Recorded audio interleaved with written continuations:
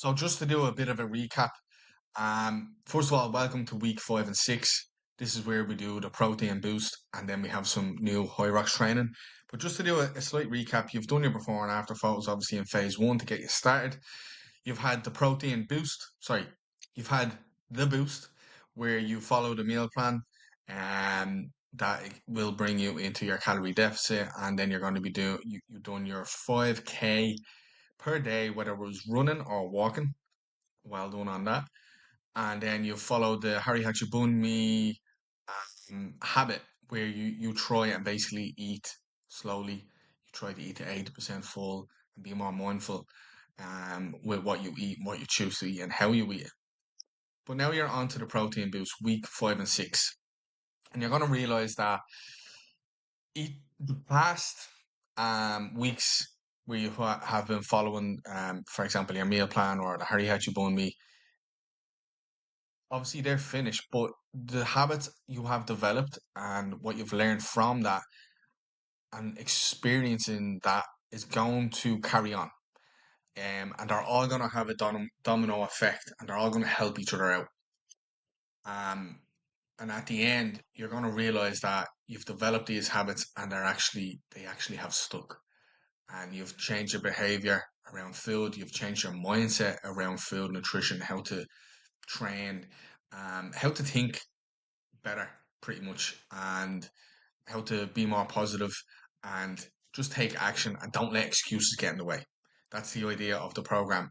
Like, not everything is going to go sweet and plain sailing. Things will come into play where life hits you, shit hits the fan, but you need to have that resourcefulness to be resourceful. And that is a great resource, as they say. And as you make progress, you'll realize that progress makes you happier. And when you're not making progress, that's where we get a little bit anxious about where we are and unhappy. So we find a lot of joy in making progress, even if it's small. And there's nothing wrong with making only small progress. And actually, the smaller it is, the more likely it is to stick. And that's why we only stick to using 1 to 2 rules or habits to develop over the 2 weeks. And when you do that, it takes about 2 weeks to develop a habit. So onto the protein boost. So protein is really, really important for you. You can read that yourself, what protein is, why it's beneficial to your body. You can read through that yourself because that's going to waste time here. I don't want to, by reading it as well, it'll get into your mind hopefully a little bit better. But the main thing I want you to take from that is that every year after the age of 30, you lose about 1% of your body's ability to use protein and turn it into muscle. So that's why actually as we age, we need more protein and we need to do more resistance training to maintain bone density and muscle mass. Now, you might not be thinking about that now if you're only in your 20s, 30s, or even 40s, but you should be because this is where you bank um this is where you bank years on your life, quality years in your life when you're hitting your 50s and 60s, 70s and 80s and 90s even, and into your hundreds.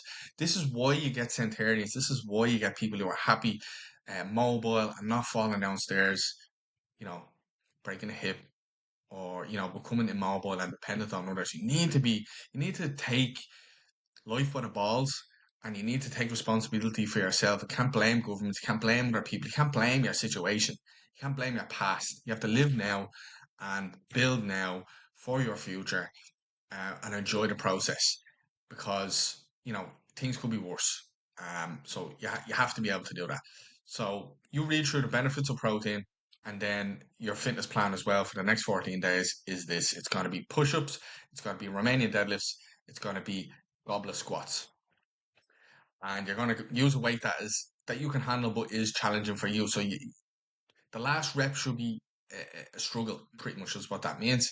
So what you do is you do 2 reps of each exercise, then you do 4 reps of each exercise, then you do 6 reps of each exercise, then 8, and then 10. And then you rest for 2 minutes and repeat it 2 more times for a total of 3 rounds. And that's how that will go.